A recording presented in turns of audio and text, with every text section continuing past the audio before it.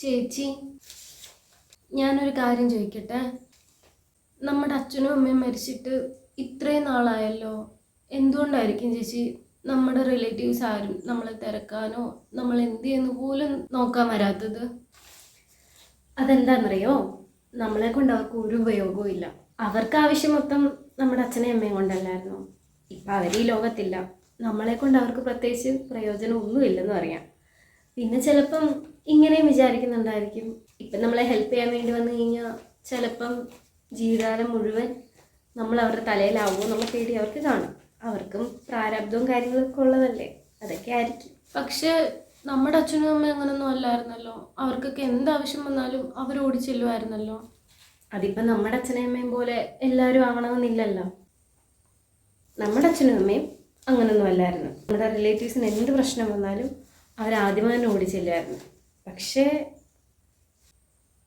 നമ്മളതൊരിക്കലും അവരുടെ ഭാഗത്തുനിന്ന് പ്രതീക്ഷിക്കേണ്ട. ഇനി ഒരു കാര്യം എപ്പോഴും ഓർത്തോണം, എനിക്ക് നീയും നിനക്ക് ഞാനും മാത്രമേ ഉള്ളൂ. അതുകൊണ്ട് മോള് വെറുതെ ആവശ്യമില്ലാത്ത കാര്യങ്ങളൊന്നും എടുത്ത് തലയിൽ വെക്കണ്ട കേട്ടോ. അല്ല ചേച്ചി, ഇപ്പം എവിടെ പോവാം? വേറൊന്നുമല്ല, നമുക്കിനി മുന്നോട്ട് ജീവിക്കണ്ടേ. അപ്പം ജോലിയുടെ ആവശ്യത്തിന് വേണ്ടിയിട്ട് ഞാൻ 2-3 തിരക്കാൻ പോവാന്ന് വിചാരിച്ചു. അല്ലപ്പം ചേച്ചിക്ക് പഠിക്കണ്ടേ? ചേച്ചി ജോലിക്ക് പോയാൽ ചേച്ചിയുടെ പഠിത്തം എങ്ങനെ? ചേച്ചിയും കൂടെ പഠിക്കാൻ പോയി കഴിഞ്ഞാൽ മോടെ കാര്യമായിരുന്നു നോക്കും. അതുകൊണ്ട് ചേച്ചി തൽക്കാലത്തേക്ക് ഇപ്പം എന്തെങ്കിലും ജോലിക്ക് പോകാമെന്ന് വിചാരിച്ച്. നിന്നെ പഠിപ്പിക്കണ്ടേ? അതുകൊണ്ട് നീ എൻ്റെ കാര്യം ആലോചിച്ച് ടെൻഷൻ ആവണ്ട. എത്ര കഷ്ടപ്പെട്ടിട്ടാണെങ്കിലും നിന്നെ ഞാൻ പഠിപ്പിക്കും. അതുകൊണ്ട് ഞാൻ പോയിട്ട് വരാം. ഞാൻ വരുന്ന വരെ ഇവിടെ നിന്ന് അടങ്ങി ഒതുങ്ങി പഠിച്ചോണം. പുറത്തോട്ടൊന്നും ഇപ്പം പോകണ്ട. ആരെങ്കിലും വന്ന് കതക് തട്ടിയാലൊന്നും കതക് തുറക്കരുത് കേട്ടോ.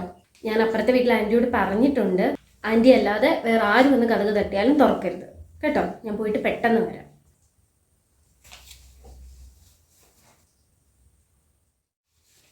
അഞ്ജലി, കുറേ എല്ലോ കണ്ടിട്ട്. നീ ഇതെവിടെ പോവാ? ഞാനോ? എടി, എനിക്ക് ജോലിയുടെ ഒരാവശ്യത്തിന് വേണ്ടിയിട്ട് ഞാൻ 2-3 തിരക്കിയിട്ടുണ്ട്. അപ്പോൾ അവിടോട്ടൊന്ന് പോകാമെന്ന് വിചാരിച്ച. അല്ല, നീ എവിടെ പോവാ? അത് കൊള്ളാം. നമ്മൾ രണ്ടുപേരും കൂടെ അല്ലേ ഡിഗ്രിക്കുള്ള ആപ്ലിക്കേഷൻ കൊടുത്തത്? എനിക്ക് ആ കോളേജിൽ അഡ്മിഷൻ കിട്ടിയടി. അല്ല, നിനക്കും കിട്ടിയല്ലോ. പിന്നെ നീ എന്താ പോയി ജോയിൻ ചെയ്യാത്തത്? അഡ്മിഷനൊക്കെ കിട്ടിയടി. പക്ഷേ നിനക്കറിയാലോ എനിക്കൊരു അനിയത്തി ഉണ്ടെന്ന്. ഇപ്പം ഞാൻ എൻ്റെ കാര്യം ആലോചിക്കുന്നില്ല. അവളെ എങ്ങനെയെങ്കിലും പഠിപ്പിക്കണം. നിനക്കറിയാലോ, SSLCക്ക് അവൾക്ക് നല്ല മാർക്കുണ്ട്. അതുകൊണ്ട് ഏത് സ്കൂളിൽ കൊടുത്താലും അവൾക്ക് അഡ്മിഷനും കിട്ടും. ഇനിയിപ്പോൾ അഡ്മിഷനും കാര്യങ്ങളൊക്കെ ആയിട്ട് കുറേ പൈസയുടെ ചിലവും ഉണ്ട്. അപ്പം ഞാനും കൂടെ എൻ്റെ പഠിത്തത്തിൻ്റെ കാര്യം നോക്കിയാൽ അവിടെ കാര്യം കഷ്ടമാവും. അറിയാലോ, അച്ഛനും അമ്മയും ഇല്ലാത്തതുകൊണ്ട് ആ കുറവ് അറിയിക്കാതെ ഞാൻ വേണ്ട അവളെ വളർത്താൻ. ഇപ്പം എന്തായാലും തൽക്കാലത്തേക്ക് ഞാൻ എൻ്റെ കാര്യം നോക്കുന്നില്ല. പൊന്നുവിൻ്റെ അഡ്മിഷനുള്ള പൈസ എങ്ങനെ എന്തെങ്കിലും ഉണ്ടാക്കണം. അതിനൊരു വരുമാന മാർഗം എന്തായാലും നോക്കിയേ പറ്റൂ. എടി, റിലേറ്റീവ്സ് ആരും ഹെൽപ്പ് ചെയ്യത്തില്ലേ? അവരൊക്കെ എപ്പോഴേ കൈവഴിഞ്ഞടി. ഇനിയിപ്പം അതൊന്നും പറഞ്ഞിട്ട് കാര്യമില്ല. ബസ് തന്നല്ലോ. ശരി, എന്നാ നീ ചെല്ല്. ശരിയടി, എങ്കിൽ കാണാം.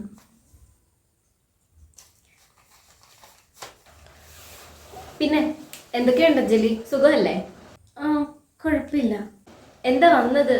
എനിക്ക് അങ്ങോട്ട് വരാൻ സമയമില്ലായിരുന്നു. ആകെ മൊത്തം തിരക്കായിരുന്നു. അതുകൊണ്ടാണ് ഞാൻ അങ്ങോട്ട് വരാതിരുന്നത്. കുഴപ്പമില്ല ആൻറ്റി. ഞാൻ വന്നത് ഇവിടെ അങ്കിളാണെങ്കിൽ ഒരു 30,000 രൂപ എൻ്റെ അച്ഛൻ്റെ കയ്യിൽ നിന്ന് കടം വാങ്ങിച്ചിട്ടുണ്ടായിരുന്നല്ലോ. ഞാനിതിപ്പം തിരിച്ച് ചോദിക്കണമെന്ന് വിചാരിച്ചതല്ല. എൻ്റെ അനിയത്തിയുടെ അഡ്മിഷനും കാര്യങ്ങളും ഒക്കെ ആവാറായി. പെട്ടെന്ന് സഡനായിട്ട് എനിക്കൊരു ജോലി ഇപ്പോഴത്തെ സാഹചര്യത്തിൽ ഞാൻ നോക്കിയിട്ടും പറ്റുന്നില്ല. അപ്പം തൽക്കാലത്തേക്കൊന്ന് പിടിച്ചു നിൽക്കാൻ ആ പൈസ കിട്ടിയ ഉപകാരമായിരുന്നേനോ. അത് മോളെ, അച്ഛനത് നിന്നോട് പറഞ്ഞില്ലായിരുന്നോ? ഇവിടെ ആണെങ്കിൽ ഞങ്ങൾക്കൊരു 30,000 രൂപ അതിനു മുമ്പ് കടം വാങ്ങിച്ചായിരുന്നു. എനിക്കൊരു കാര്യം ചെയ്യും മോള്, ആ 30,000 ഈ 30,000-ത്തിലോട്ടങ്ങ് ആഡ് ചെയ്യും. അപ്പം നമ്മൾ തമ്മിൽ അങ്ങോട്ടും ഇങ്ങോട്ടും കൊടുക്കാനും വാങ്ങിക്കാനും ഒന്നും ഇല്ലല്ലോ. അതല്ലേ നല്ലത്. എന്നിട്ട് അച്ഛൻ ഞങ്ങളോട് അതിനെക്കുറിച്ചൊന്നും പറഞ്ഞിട്ടില്ലല്ലോ. അതുമാത്രമല്ല, അന്ന് അച്ഛൻ അങ്ങനെ പൈസയുടെ ആവശ്യം അതിനൊക്കെ ടൈറ്റ്നെസ് ഒന്നും വന്നിട്ടുമില്ല. അത് ചിലപ്പം മോളോട് പറയാൻ അച്ഛൻ വിട്ടുപോയതായിരിക്കും. ആ കണക്ക് അങ്ങനെ ക്ലോസ് ചെയ്താൽ മതി. ആണോ? എങ്കിൽ സാരമില്ല, ഞാൻ വേറെ എന്തെങ്കിലും മാർഗം നോക്കിക്കോളാം. ശരി ശരി ശരി, ചെന്നാട്ടെ.